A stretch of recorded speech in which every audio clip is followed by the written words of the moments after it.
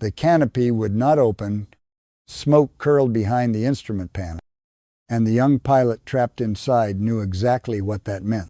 His aircraft was a 7-ton brute, its own American pilots nicknamed the Flying Milk Bottle because even the men flying it did not believe in it yet.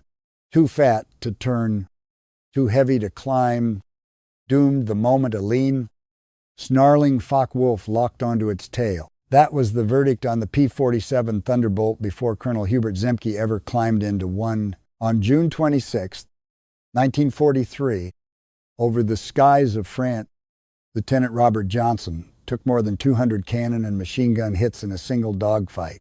His cockpit shredded open, his canopy jammed shut, trapping him inside a burning coffin thousands of feet above enemy territory. Any other fighter would have become a fireball scattered across a French pasture that afternoon. He came home alive. How does a man survive 200 bullets meant to kill him?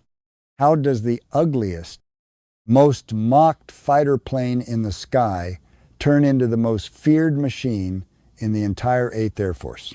Zemke and his wolf pack were about to answer that question in blood, smoke, and burning German engines right up until the morning of October 14th, when 60 American bombers fell from the sky in a single day and the whole strategy hung by a thread. This is the story of the fighter squadron. Nobody believed it. And the colonel who turned a flying joke into a legend that outlasted the war itself. Before we start, I just want to say thank you for being here. Did you grow up hearing stories about World War II, yes or no? The airfield at RAF Halesworth sat low and quiet under an English sky the color of wet ash, and on the hard stands the aircraft waited, like something that did not belong. They were enormous, where the German fighters climbing to meet them were built like knives. Narrow and quick, these machines were built like something else entirely, round in the nose, heavy in the belly, sitting on their wheels with the awkward weight of a boxer who had eaten too well. The pilots who flew them had a name for that shape, and it was not a kind one. They called it the jug. Fat, they said, slow to turn. A brute that could barely keep pace with the machines it was sent to fight across the channel. The men who flew for the German Air Force watched this new American fighter with open contempt, certain it was no match for their own machines. They watched it labor into a turn, watched it bleed off speed and altitude trying to follow a Focke-Wulf or a Messerschmitt through a curve in the sky. And they laughed. It could not turn, it could not climb, not the way the German machines could. In the one contest that had decided every fighter battle over Europe for 3 years, the tight, spinning, close-in dogfight, where the tighter turn wins and the wider turn dies. This new American fighter looked like it did not belong in the same sky. Even some of the Americans flying it agreed. It was too big, too heavy, built wrong for the fight it had been sent to Europe to win. That was the reputation carried by the 56th Fighter Group in the early months of 1943. A group of young Americans based at Halesworth who would later be known by a name earned in blood rather than given by a headline, Zemke's Wolfpack. In those first months there was little wolf about them. There were losses, quiet and unglamorous, young men who took off into the gray morning and did not come back. And there were missions that ended with almost nothing to show for the risk. Doubt moved through the pilot's quarters the way cold moves through a barracks at night, unspoken, but everywhere. The rumor was already spreading through the 8th Air Force that the whole idea, this fat new fighter escorting bombers deep into occupied France and Germany, might simply not work. Then came the 26th of June. The mission that day was an escort, bombers pulling away from a raid on Villacoublay, near Paris, turning for home with German fighters rising to meet them, the way wasps rise from a disturbed nest. Among the American pilots flying cover was Lieutenant Robert S. Johnson, a young man who had wanted to fly since before he could see over a dashboard, now sitting in the cramped cockpit of one of those same fat, mocked fighters somewhere in the sky above Forges-les-Eaux. In France, a Focke-Wulf 190 found him. It came from behind and above the position every fighter pilot fears most, because it is the position from which a man often never sees the aircraft that kills him. And it opened fire. The German pilot, flying with a veteran fighter wing known as JG-26, did not fire once and break away.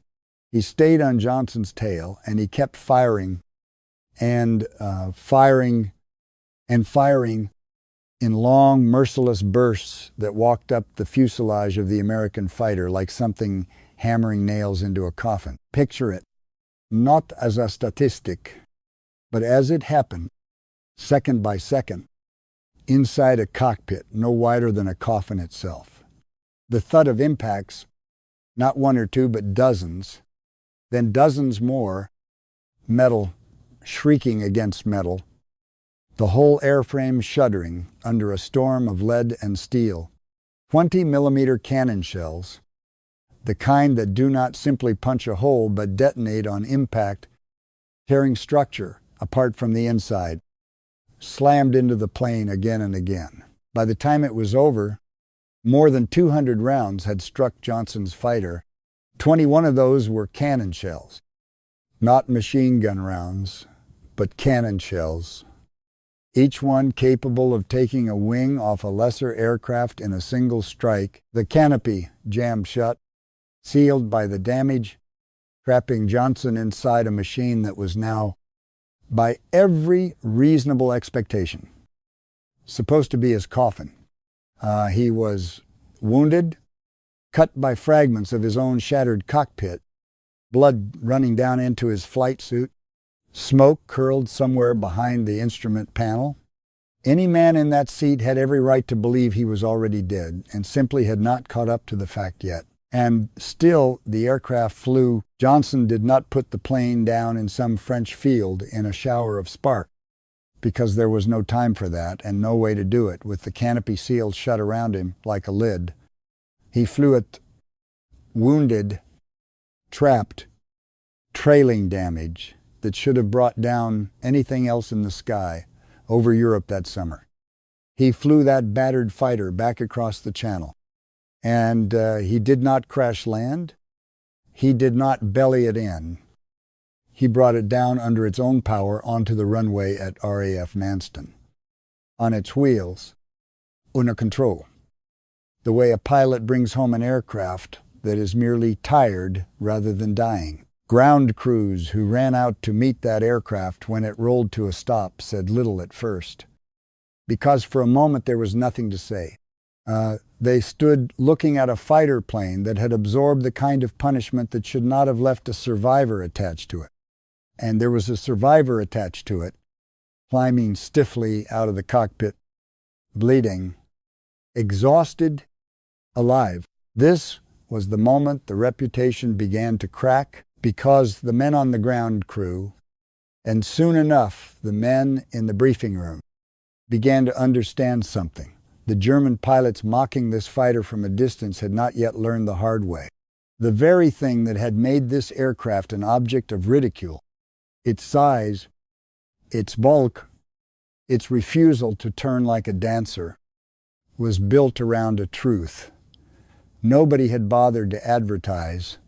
Under that ungainly round nose sat a Pratt & Whitney R2800 engine, one of the most powerful engines fitted to any single engine fighter flying for the Allies at that point in the war. An engine so overbuilt that it could shrug off damage that would have stopped a smaller, more elegant machine cold, and wrapped around the pilot, hidden inside the very bulk that had earned the aircraft. Its unflattering nickname was armor plating, built to shrug off exactly the kind of punishment that had just torn through Johnson's fuselage. The fat was not fat. The fat was steel and horsepower wrapped around a man's life. And on the 26th of June, 1943, that steel and horsepower had done exactly what it was built to do It had refused to let Robert Johnson die. Word of what that aircraft had endured and survived moved through the 56 Fighter Group quickly. The way word of a miracle moves through people who badly need to believe in one, but belief was not enough to win a war. And one man in that group understood this better than any of the eager young pilots celebrating Johnson's survival that night. Some of them slapped Johnson on the back and called him lucky. He did not feel lucky. He felt like a man who had been shown, in the worst possible way, exactly what his airplane was made of. Colonel Hubert Zemke commanded the 56th, and Zemke was not a man given to celebration before he had finished thinking a problem all the way through. He had watched his pilots die trying to outturn German fighters built for exactly that kind of fight.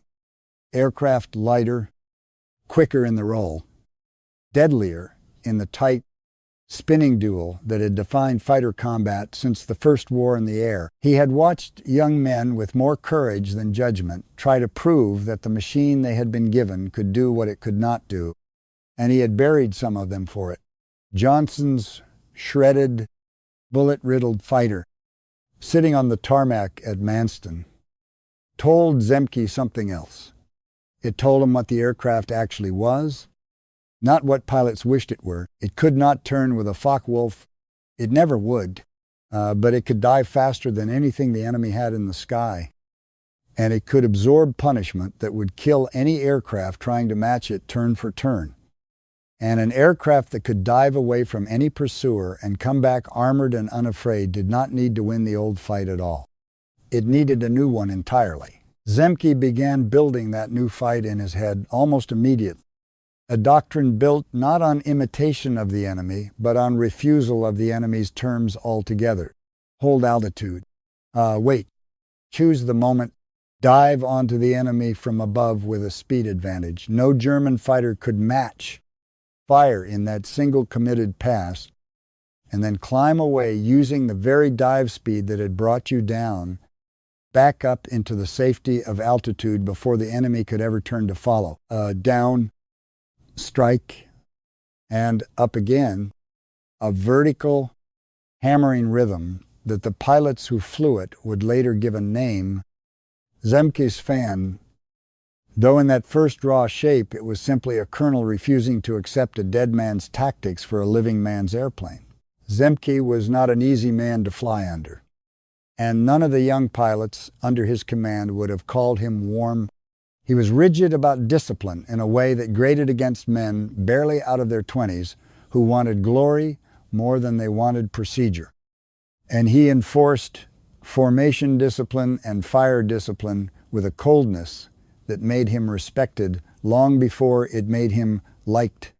There were pilots in that group who resented him openly, who thought him cold, who thought him more interested in doctrine than in men. But respect in that unit, in that summer, was worth more than affection. Zemke had looked at a machine everyone called fat and useless, at a battered fuselage, sitting on a runway with 200 holes in it and a living pilot climbing out of the wreckage, and he had seen the outline of a way to win that no one else in the 56th Fighter Group had yet been willing to imagine. The pilots called the aircraft the Jug because it was heavy and unlovely and slow to turn. Zemke was beginning to understand that heavy and unlovely and slow to turn might be exactly what this war needed. If only someone was willing to stop asking it to fight like something it was never built to be. He had no interest in proving the enemy wrong by playing the enemy's own game and losing more men to it. He wanted an entirely different game, one written in the plain, unglamorous physics of weight, horsepower, and gravity. A game where the fat, hated, distrusted airplane was not a liability to be endured, but the only weapon on either side of the channel built to fight exactly this way. It would take more blood, more burned-out engines, more young men in the mess hall going quiet at an empty chair before that new doctrine was proven beyond a single miraculous landing at Manston.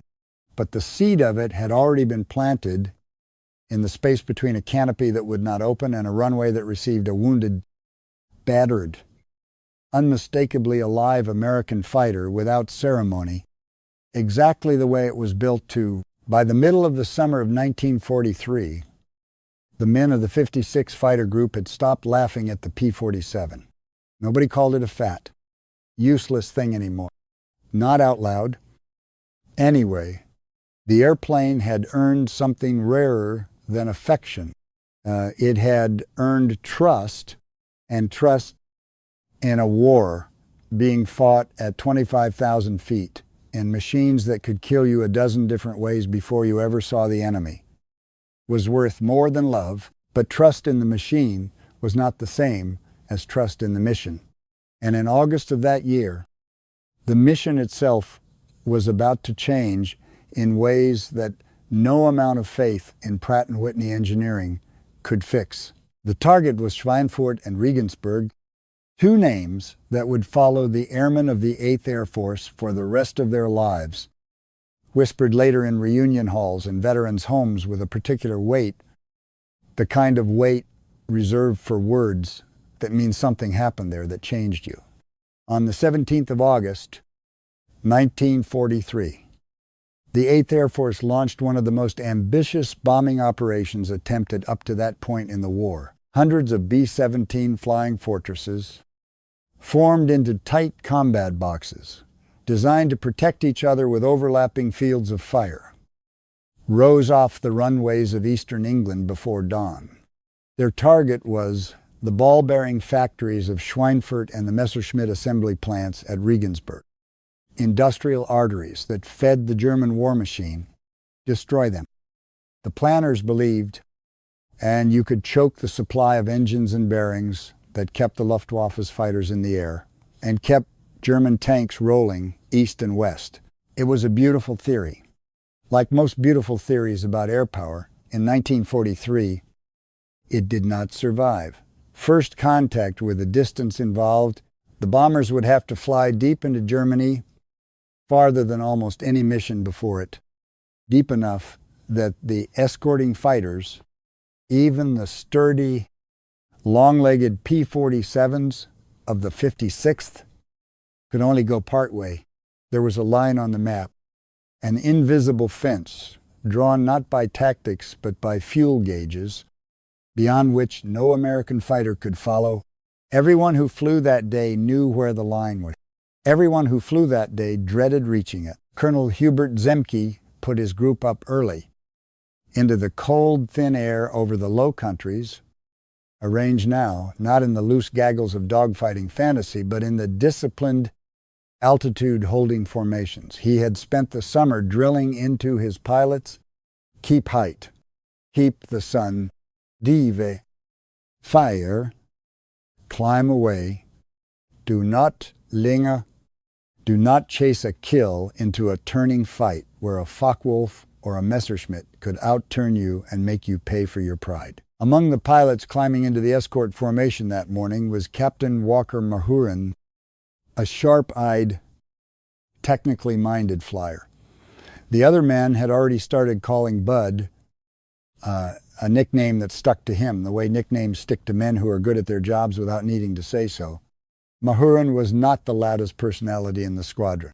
He did not need to be. He flew with the patience of a man who understood that combat in these skies rewarded discipline over bravado, who had absorbed Zemke's lessons about energy and altitude as if they were scripture. Somewhere over the Low Countries, near the old Dutch city of Maastricht, the escort ran into the German response.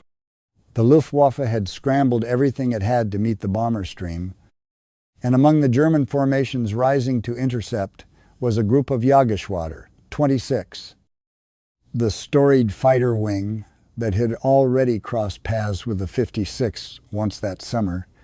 Leading that group into battle was Major Wilhelm Ferdinand Galland, a veteran fighter leader and, perhaps more significantly to the men who would later piece together what happened that day, the younger brother of Adolf Galland, the general who commanded the entire day fighter force of the Luftwaffe in the tight, insular world of German fighter aviation.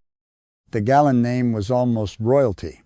To lose a Galland in the sky was not simply to lose one experienced pilot, it was to feel the ground shift beneath an entire command structure that prided itself on the idea that its best men, its most seasoned aces, were somehow above the ordinary odds of combat. In the running battle that followed, in the chaos of diving fighters and tracer fire and bombers grinding forward through flak bursts that bloomed black and sudden in the blue, Walker Mahurin found himself in position on a Focke-Wulf that peeled away from the German formation near Maastricht.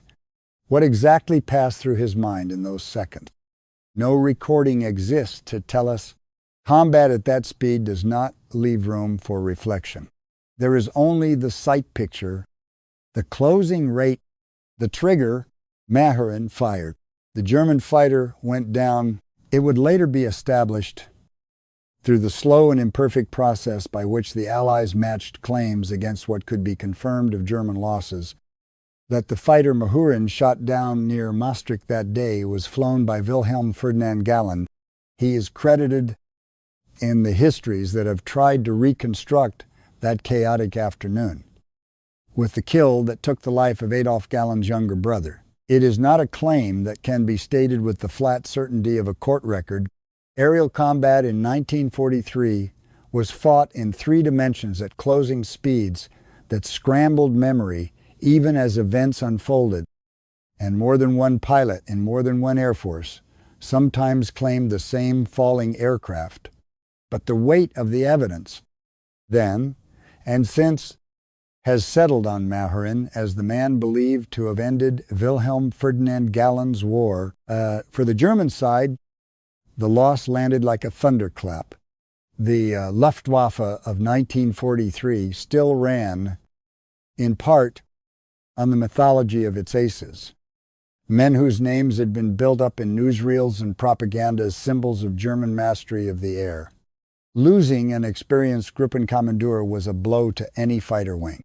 Losing the general's own brother was something else entirely, a wound that could not be quietly filed away in a casualty report and forgotten. It reached upward into the command structure of the Luftwaffe itself, into the private grief of a man, Adolf Galland, who was simultaneously responsible for defending the skies of the Reich and now personally bereaved by the very war he was fighting.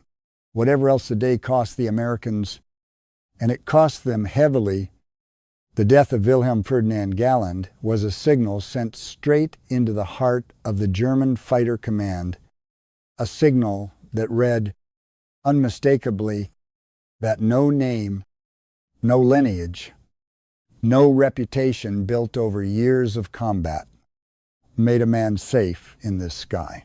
For Mahurin himself, there was little time to absorb the significance of what he had done. The formation pressed on. The bombers droned toward their targets through curtains of flak and fighters.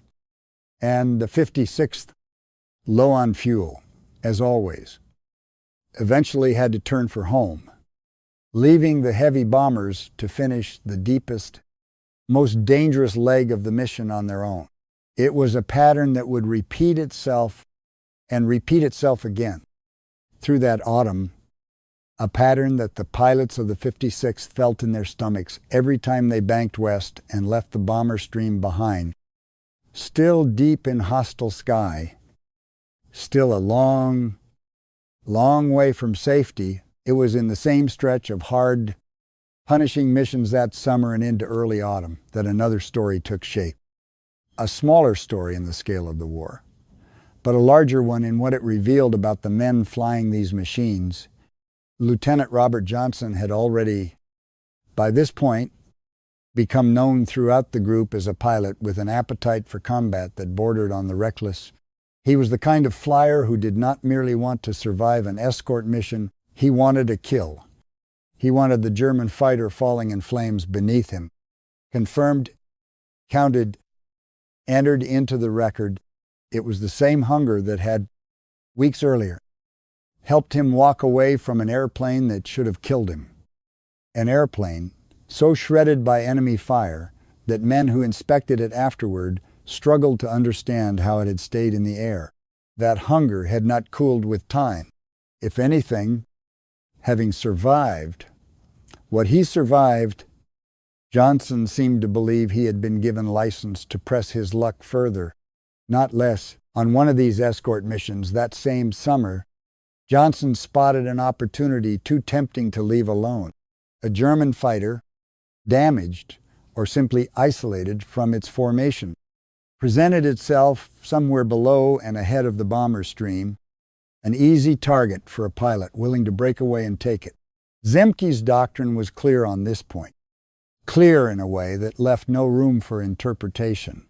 The mission of the escort was the bombers, not glory, not personal scores. The fighters existed to keep the bombers alive, to stay with the formation, to hold their assigned altitude and position, no matter how tempting a lone straggler might look off to the side. Johnson went after it anyway. He peeled out of formation, chased the German fighter down through the layered clouds, fought the engagement on his own terms, and by every account that survives, he won it.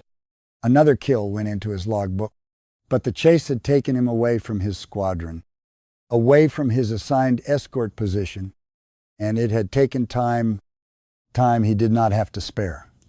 Given the fuel constraints that governed every single mission the 56th flew that autumn, he came home late, he came home alone, threading his way back to base well behind the rest of his squadron.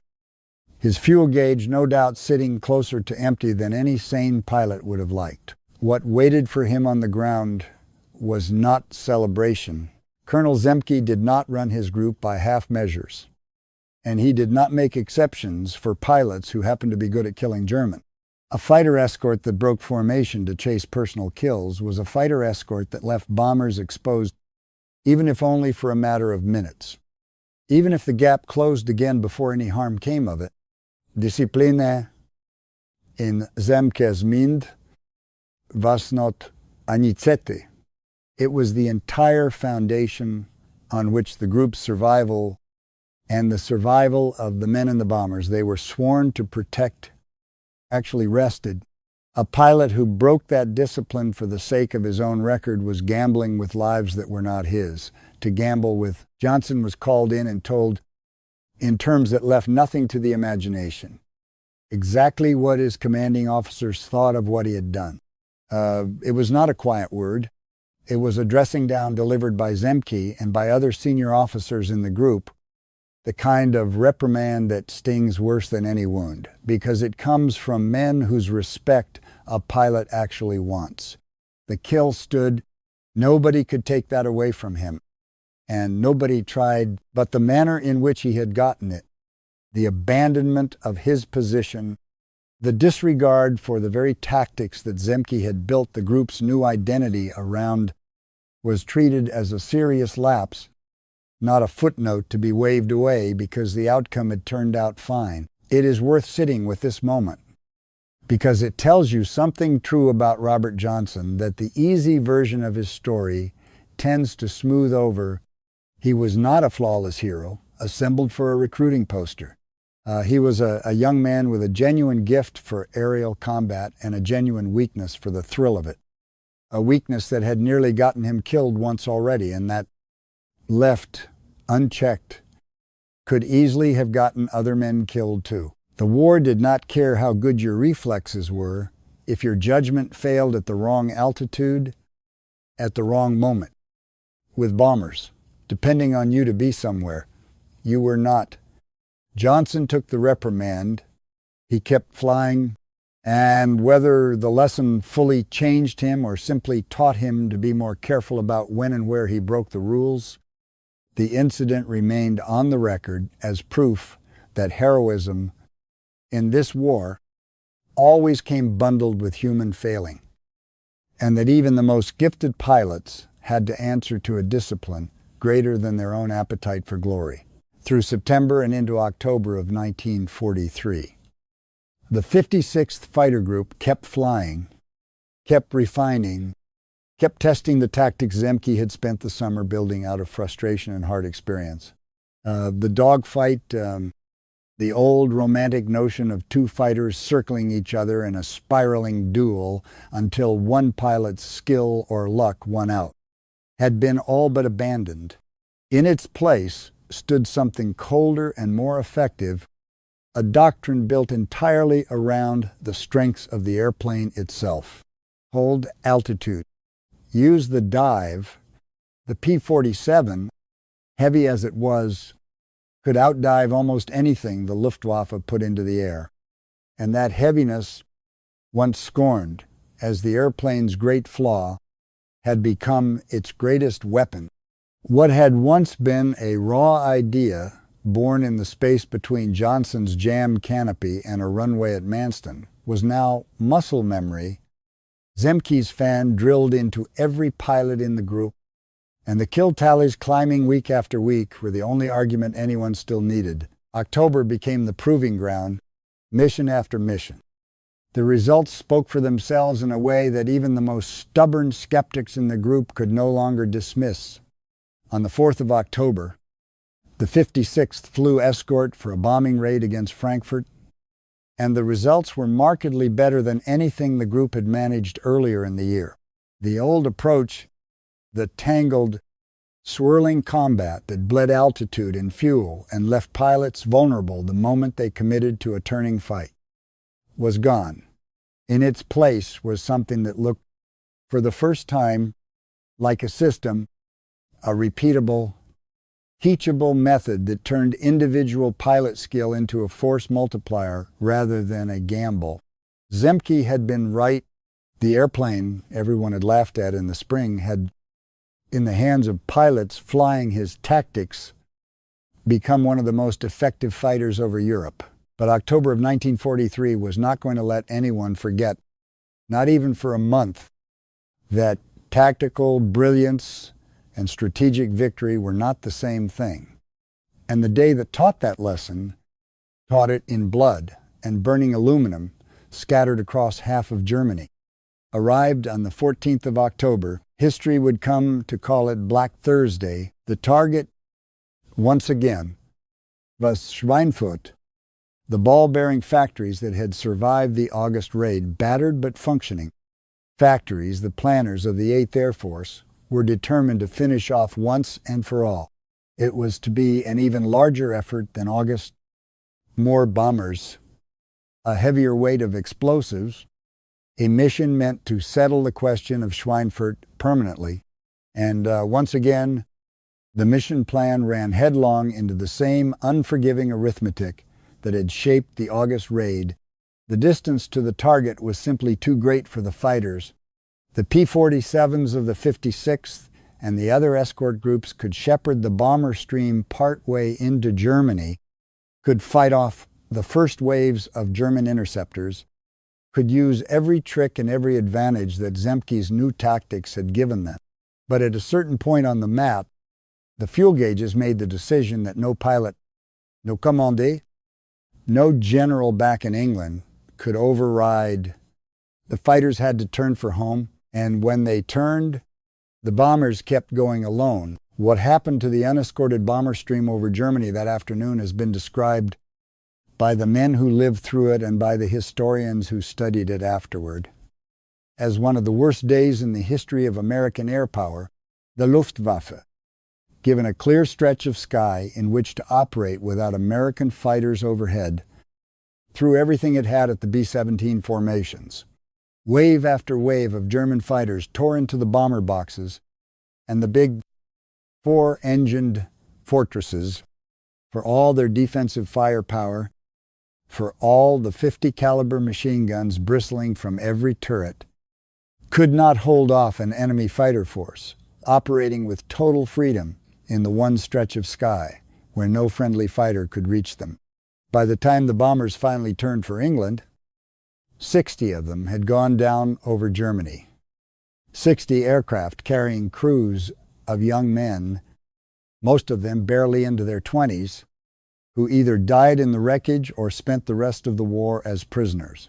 If they were fortunate enough to get out of their stricken airplanes at all, for the 56th Fighter Group itself, the day was, in the narrowest tactical sense, Another success, wherever the group's P-47s engaged the enemy within range of their fuel, Zemke's tactics worked exactly as they had been designed to work. Diving attacks broke up, German formations. Pilots climbed away from their passes with confirmed kills, adding to a growing tally that, by the tactical measures the group was scored on, looked very much like victory. The airplane performed, the doctrine performed, the men performed, and none of it mattered to the 60 bomber crews who never came home. This is the twist that the story of the 56 Fighter Group cannot be allowed to skip past, the twist that separates a true accounting of this war from a simpler, more comfortable one. Tactical excellence. Even tactical excellence, as hard-won and as real as what Zemke had built that autumn, could not by itself solve a strategic problem. The problem was range. The P-47, magnificent as it had become in a diving fight, still could not carry enough fuel to escort the bombers all the way to the deepest targets in Germany and back until that problem was solved. And it would not be solved until new fuel tanks and eventually new aircraft entered the fight in the months ahead. Every deep penetration raid into Germany carried the same terrible exposure. The same moment where the escort had to turn back and the bombers had to go on alone into a sky the enemy owned completely. The men of the 56th felt this contradiction in a way that no summary of the day's tactical statistics could capture. They had done their job, they had flown well, fought well, and come home with kills to show for it. And yet they had watched from the cockpits of fighters running low on fuel as the bomber stream continued on without them, knowing full well what kind of reception waited for those crews in the skies over Schweinfurt. There was no pride available in that knowledge, only the hollow, helpless feeling of men who had done everything asked of them and still had to watch other men march toward a slaughter they could not prevent. Whatever quiet satisfaction the pilots might have felt in a job well done evaporated the moment the casualty reports came back from Schweinfurt. 60 bombers, hundreds of young Americans, gone in a single afternoon, in a single mission, because the machines meant to protect them simply could not fly far enough. The 8th Air Force would take weeks to fully absorb the meaning of that day. Deep, unescorted daylight raids into the heart of Germany were suspended in the aftermath of Black Thursday. An acknowledgement, however unspoken, that the strategy of sending heavy bombers alone into contested skies had reached the limit of what it could survive. It would take new long-range fuel tanks and eventually new fighters altogether to close the gap that Black Thursday had exposed so brutally. For the men flying P-47s that October, the lesson was not an abstraction discussed in some planning room far removed from the fighting. It was a lesson written across the empty bunks of bomber crews they had escorted partway and then, through no fault of their own tactics or their own courage, had to leave behind. And yet, when the accounting for the month of October was finally tallied, a strange and uncomfortable truth emerged alongside the grief. Judged purely by the metrics the 8th Air Force used to measure a fighter group's performance, confirmed enemy aircraft destroyed, missions flown, bombers successfully escorted through the portions of the route where escort was possible. The 56th Fighter Group finished October as the top-scoring fighter group in the entire 8th Air Force. Zemke's discarded dogfighting orthodoxy, his insistence on discipline, en altitude, on the dive and climb rhythm that had once drawn skepticism from pilots who missed the freedom of the old style of combat, had been vindicated in the coldest possible currency of this war, the currency of results. The group that had once flown an airplane nobody respected, using tactics that broke from everything pilots had been taught to believe about aerial combat, now stood at the top of the entire command. It should have felt, by any ordinary measure, like triumph. It did not Not entirely. Not for the men who had watched Black Thursday unfold from the cockpits of fighters that had to turn for home. The distinction between winning a fight and winning a war had never been clearer, nor more painful, than it was in the last days of October 1943. The 56th Fighter Group had proven, beyond any argument, that Hubert Zemke's tactics worked, that the P-47 in the hands of disciplined pilots flying a coherent doctrine was among the most effective fighters in the European theater. Walker Mahurin had struck down one of the most storied names in German fighter aviation. Robert Johnson had been reminded, in the harshest possible terms, that even a gifted killer in the sky answered to something larger than his own hunger for a kill, and the group as a whole now wore the distinction of being the best in the entire 8th Air Force for the month just past. But the ledger of that October also carried 60 bombers and their crews lost in a single afternoon, because the fighters meant to protect them simply could not stretch far enough across the German sky. That was the cost sitting underneath every citation, every confirmed kill, every congratulatory word passed down from command.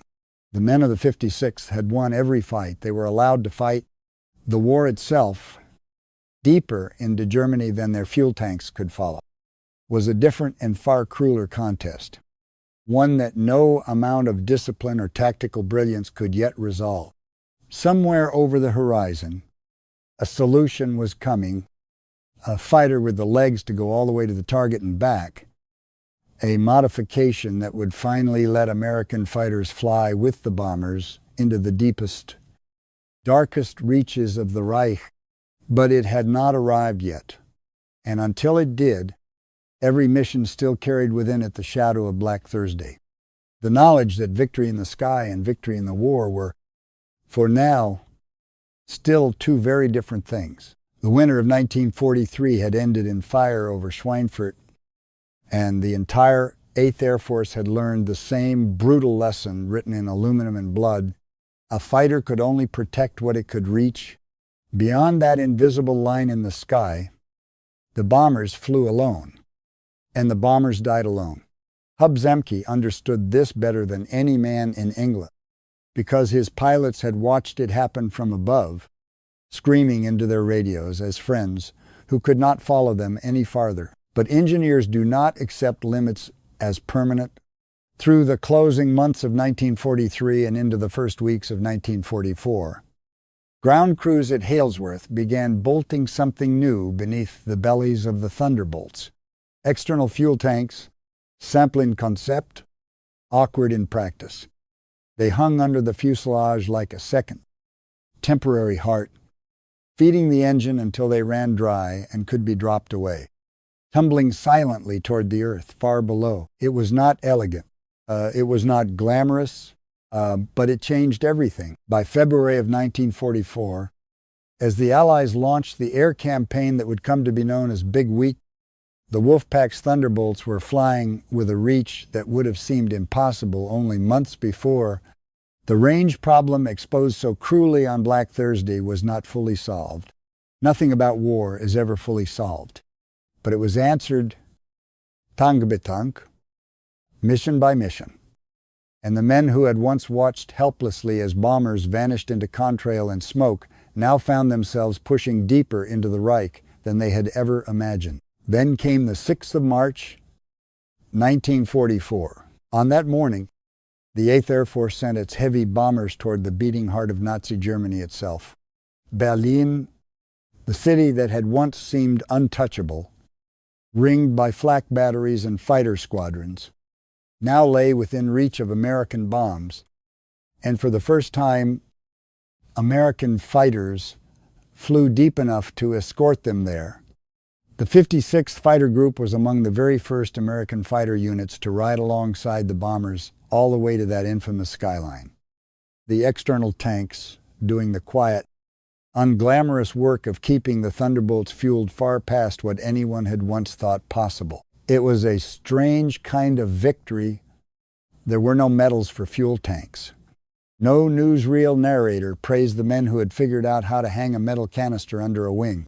But the pilots who flew that day understood exactly what it meant The airplane that had been mocked as too heavy, too clumsy, too slow to climb, had just carried its guns over the capital of the enemy and brought its pilots home again. The Jug, as they called it, the 7-ton brute that so many had doubted, had done what fighters were never supposed to be able to do. Spring turned to summer, and the war did not slow down. It accelerated, gathering itself for something enormous. On the 6th of June, 1944, the invasion the whole world had been waiting for finally came. D-Day. Along a stretch of French coastline called Normandy, tens of thousands of Allied soldiers began wading ashore under a sky that, for once, belonged almost entirely to the Allies, and one of the reasons that sky stayed clear was the 56th Fighter Group. While the landing craft ground onto the sand and men ran forward into machine gun fire, Zemke's Thunderbolts were miles inland, hunting German airfields. Their job was not glamorous, and it was not the kind of mission that made headlines back home. It was methodical, grinding work, strafing runs across grass strips and concrete runways, cratering the ground, catching German aircraft still parked in their revetments before they could ever lift off the ground and turn toward the beaches. Every plane destroyed on the ground was a plane that would never strafe a landing craft, never dive on a column of exhausted infantry crawling up from the surf. It was invisible heroism, the kind that leaves no story for a soldier to tell his grandchildren, except a number, an airfield, a morning that blurred into the next. The men who flew those missions rarely spoke of them as anything special. But without that work, without fighters diving low over enemy runways instead of chasing glory in the open sky, the invasion beaches might have looked very different. Sometimes the most important battle is the one that never happens. The German fighter that never takes off, the pilot who never gets the chance to dive on a beach full of frightened young men. Through the summer of 1944, the Wolfpack kept flying, kept scoring, kept building on a legend that had started with skepticism and had grown into something the entire 8th Air Force respected.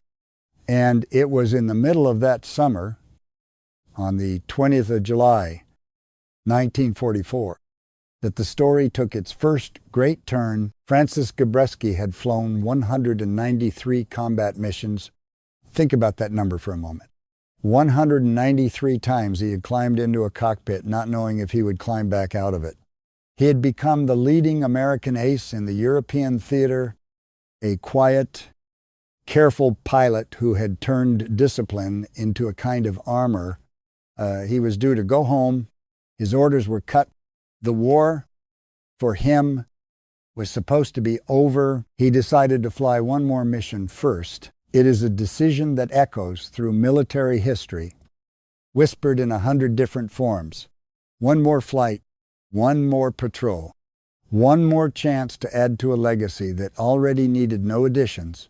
Gabreski climbed into his Thunderbolt that morning near Bassenheim, in German territory, leading his men down toward a German airfield in a low strafing run, guns hammering at parked aircraft below. And then, in an instant that no enemy fire caused, his propeller clipped the ground. Not a burst of flak, not a lucky shot from a defender on the ground, just distance misjudged by a few feet. The kind of margin that separates every safe landing from every crash, a margin that had never failed him in 193 missions. Until this one, the impact tore into his engine, and there was no recovering it. Gabreski had no choice but to bring his crippled fighter down onto enemy soil, skidding across German ground in the very shadow of the airfield he had just been attacking. He survived the landing, but he did not walk away free. He ran from the wreckage and evaded German search parties for 5 days before he was finally taken prisoner. And the leading American ace in the European theater, the man who had outflown, outfought, and outlasted the Luftwaffe itself, spent the rest of the war behind barbed wire, not because the enemy had beaten him, because his own confidence earned over 193 missions of near-perfect flying, had told him he had one more in him. The war did not need to kill Francis Gabreski to end his war. It only needed a few feet of German dirt and a moment of a veteran's certainty. Less than a month later, on the 12th of August, 1944, Hub Zemke himself left the 56th Fighter Group, the man who had built the Wolfpack from skepticism into legend, who had drilled his pilots into disciplined formations when so many had wanted to break away and chase individual glory, moved on to take command of the 479th Fighter Group. There, he would fly something different. The P-51 Mustang, the sleek, long-ranged fighter that so many had once suggested should replace the Thunderbolt entirely, and must have felt strange for him. The man most responsible for proving what the P-47 could do was now flying its rival. And then, on the 30th of October, 1944, came the twist that no one could have written into a training manual. Zemke was flying his Mustang through weather that had turned violent and unpredictable, the kind of turbulence that grabs an aircraft and does not let go. It was not enemy fire. There were no tracers arcing toward him, no flak bursts blooming in the sky. It was simply the air itself, invisible and merciless, tearing at his wings until the aircraft could no longer hold together. The wing failed. Zemke had no choice but to bail out over enemy territory, falling through the same sky he had commanded for so long. Now, completely at its mercy, he was captured almost immediately, and in one of history's quieter strange ironies, he was eventually sent to the very same prisoner of war camp where Francis Gabreski was already being held. Stalag Luft 1. Picture that reunion. Two men who had built one of the most feared fighter groups in the entire 8th Air Force. Two legends who had spent 2 years hunting the Luftwaffe across the skies of occupied Europe, now standing on the same patch of frozen ground behind the same fence, prisoners of the very enemy they had spent years defeating in the air. Neither man had fallen at the height of a dogfight. Neither had been beaten by a Luftwaffe pilot in a fair fight above the clouds. One had fallen to his own confidence after 193 missions. The other had fallen to weather that no gunsight could have predicted.